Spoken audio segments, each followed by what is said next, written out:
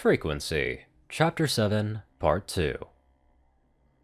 Princess Luna blinked and studied the mic for a couple of seconds, but at last took it in her magical grip. Hello, Miss Sadie. Oh, is this the princess? It is indeed. You should feel honored to have a friend like Vinyl, who is willing to risk a lot more than she knows to come speak to me. Vinyl's eyes widened and she looked to Flash.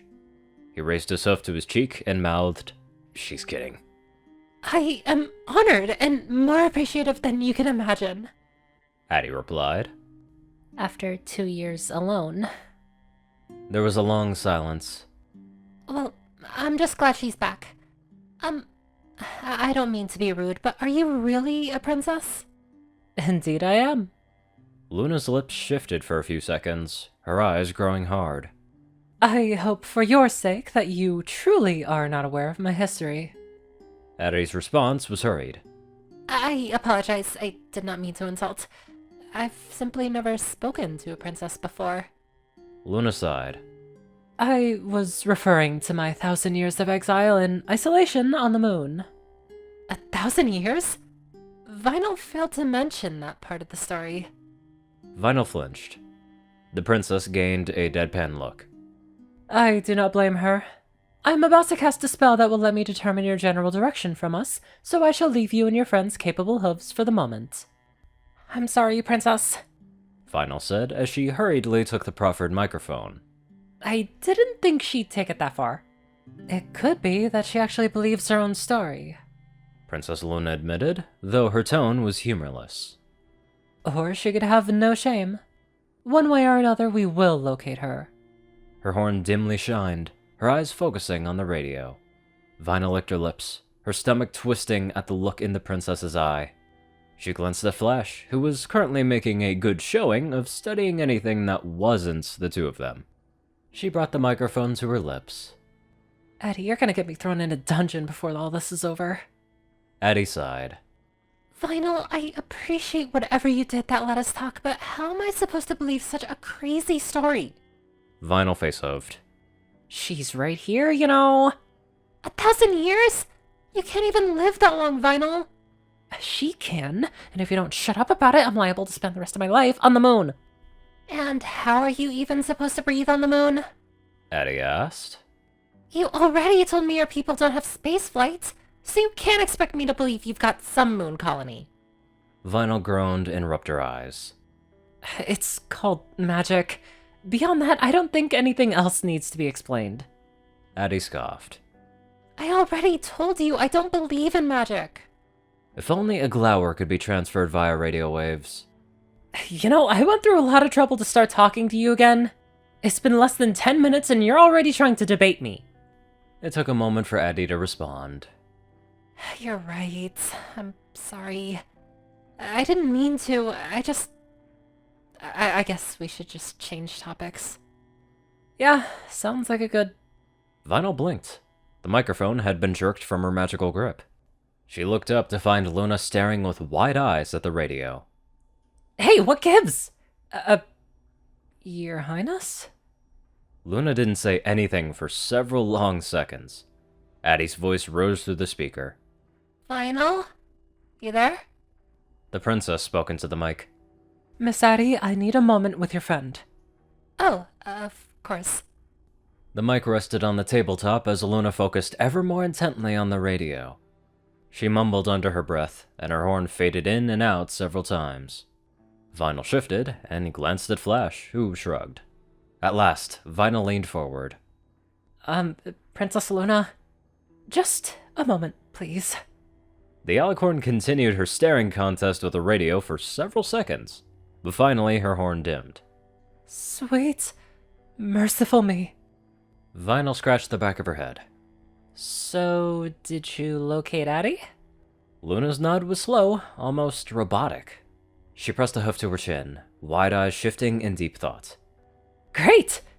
Vinyl clapped her hooves and offered a nervous smile. So we can find her and disprove her theory, right? Not exactly. Shoulder sagging, Vinyl gave the radio a forlorn look. What do you mean? The princess leaned over the table. I mean, cannot disprove her story. I mean, the signal is coming from up. Up. Vinyl cocked her head.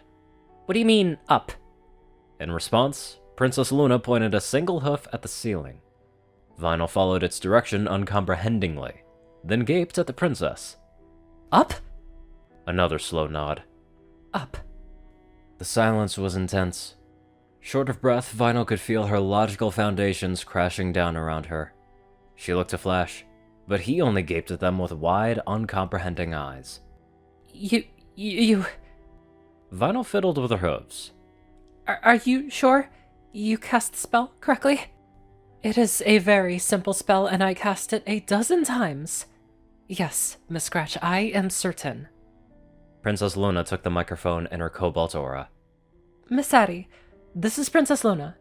Do you have a full name? And if so, may I know it? Addie's voice rose from the speaker. My full name?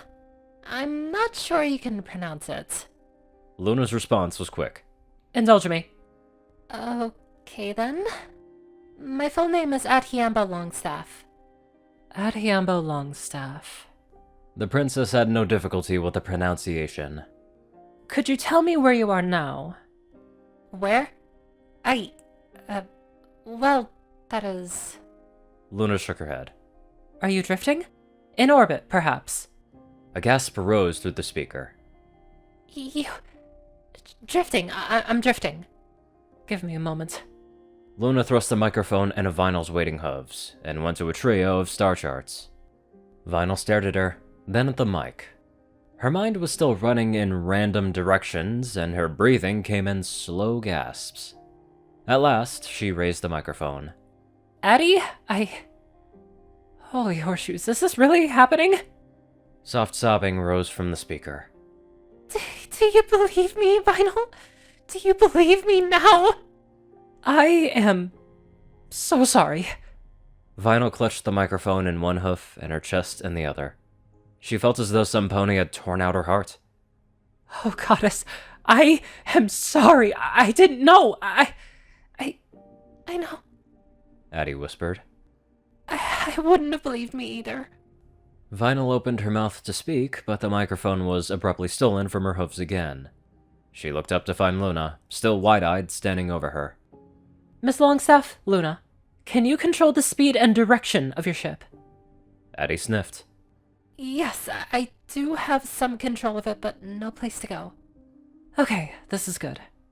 Luna turns to gaze at her star charts once more. I might be able to find you. Vinyl's jaw dropped as her mind got lost trying to process Luna's words. Addie's voice was louder over the speaker. Really? Can you do that? Maybe. Luna's lips curled up in a smile, and her eyes sparkled. There is a chance. It might take months or even years, but I think I can find you. With some tweaking of the magic, I should be able to get a general direction. But that's... Addie's voice shook. But I'm just a tiny dot to you, Princess. How could you possibly... Luna turned back to the radio, her voice firm. If you are close enough that we can hear you on the radio in real...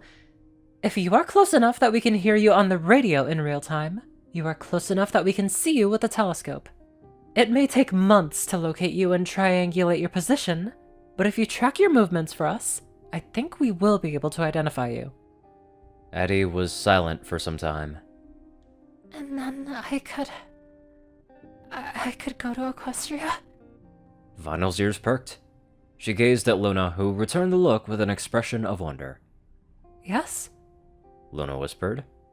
Yes, I believe it is possible. Weeping, loud and strained, arose once more from the speaker. Luna smiled and kept her tone soft. Miss Longstaff, I understand this is a big moment for you. Please, take some time for yourself. I need to consult with Vinyl and make preparations. Addie made no attempt to answer. She just kept sobbing. Vinyl longed to grab the microphone, but she held back and waited for Luna to speak. The princess set the mic to the table and exhaled a long, steadying breath. Miss Scratch, you may have made the most incredible scientific discovery of the age. Flash had come closer to listen in. Can you really get her to our world, princess? It may take a very long time. Luna replied. But yes, the possibility certainly exists. I can't believe this. Vinyl pressed a hoof to her churning stomach. When she told me she was an alien, I just thought, who the buck believes something like that? I really hope it doesn't actually take months. That time may be skipped in the story, but I'm pretty sure there'll be a quick way. Anywho, let's get on to our Space Age donators. Top donators are 630, BadassWaffle, Only One Thing, Ceru, Orion, IronSky, and Jessie Smith. Magic9, JockeTF, Darkside, Rayden, Narwhals, Blackmoonheart, Pastel, Austin, Rolan, Hex, Sword Brother, Mortar, Omicron, Lyra, Rinside 9852, Will Chris, Wiki Rise, Soul Shadow Moon, Luigi88, Chancer Crust, Big Smoke 369, Bobcat GG of Murder Princess, and many more awesome people. Thank you all so much for watching this video and live life to the fullest.